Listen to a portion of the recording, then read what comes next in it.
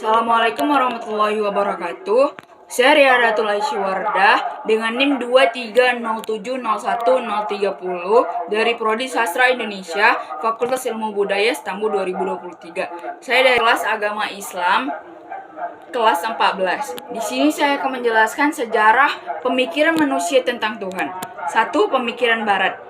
Yang dimaksud konsep ketuhanan menurut pemikiran manusia adalah konsep yang didasarkan atas hal pemikiran baik melalui pengalaman lahiriah maupun batiniah, baik yang bersifat penelitian rasional maupun pengalaman batin. Dalam literatur sejarah agama dikenal teori evolusionisme, yaitu teori yang menyatakan adanya proses dari kepercayaan yang amat sederhana, lama-kelamaan meningkat menjadi sempurna.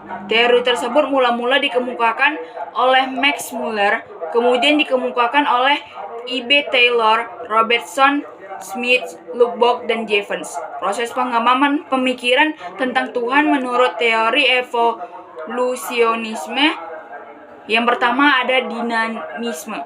Menurut paham ini, manusia sejak zaman primitif telah mengakui adanya kekuatan baru dalam kehidupan. Mula-mula sesuatu yang berpengaruh tersebut ditujukan pada benda. Setiap benda mempunyai pengaruh pada manusia. Ada yang berpengaruh positif dan ada pula yang berpengaruh negatif.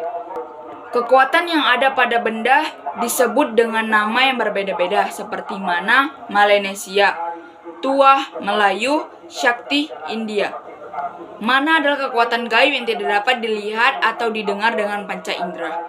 Oleh karena itu dianggap sebagai sesuatu yang misterius, meskipun mana tidak dapat diindra, tetapi ia dapat dirasakan pengaruhnya. Yang kedua ada animisme. Masyarakat primitif mempercayai adanya peran roh dalam hidupnya. Setiap benda yang dianggap benda baik mempunyai roh. Oleh masyarakat primitif, roh dipercayai sebagai sesuatu yang aktif sekalipun bendanya telah mati. Oleh karena itu, roh dianggap sebagai sesuatu yang selalu hidup, mempunyai rasa senang, rasa tidak senang apabila kebutuhannya dipenuhi. Menurut kepercayaan ini, agar manusia tidak terkena efek negatif dari roh-roh tersebut, manusia harus menyediakan kebutuhan roh. Saji-sajian yang sesuai dengan saran dukun adalah salah satu usaha untuk memenuhi kebutuhan roh. Yang ketiga ada politeisme. Kepercayaan dinanisme dan animisme lama-lama tidak memberikan kepuasan karena terlalu banyak yang menjadi sanjungan dan pujaan. Roh yang lebih dari yang lain kemudian disebut dewa. Dewa mempunyai tugas dan kekuasaan tertentu sesuai dengan bidangnya. Ada dewa yang bertanggung jawab terhadap cahaya, ada yang membidangi masalah air, ada yang membidangi angin dan lain sebagainya. Selanjutnya yang keempat, henoteisme. Politeisme tidak memberikan kepuasan terutama terhadap kaum cendekiawan. Oleh karena itu, dari dewa-dewa yang diakui diadakan seleksi karena tidak mungkin mempunyai kekuatan yang sama. Lama-kelamaan kepercayaan manusia meningkat menjadi lebih definitif atau tertentu. Satu bangsa hanya mengakui satu dewa yang disebut dengan Tuhan. Namun, manusia masih mengakui Tuhan atau ilah bangsa lain. Kepercayaan satu Tuhan untuk satu bangsa disebut dengan henoteisme atau Tuhan tingkat nasional. Yang terakhir atau yang kelima yaitu monoteisme. Kepercayaan dalam bentuk henoteisme melangkah menjadi monoteisme. Dalam monoteisme hanya mengakui satu Tuhan untuk seluruh bangsa dan bersifat internasional. Bentuk monoteisme ditinjau dari filsafat ketuhanan terbagi dalam 3 paham, yaitu deisme, panteisme, dan teisme.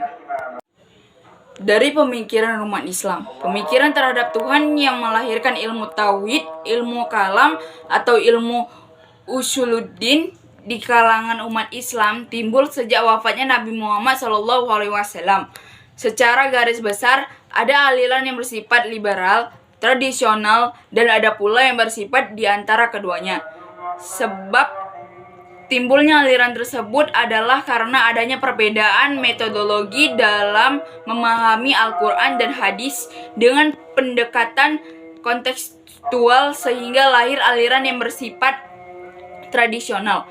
Sedang sebagian umat Islam yang lain memahami dengan pendekatan antara kontekstual dengan tekstual sehingga lahir aliran yang bersifat antara liberal dan tradisional. Tuhan menurut pandangan Islam.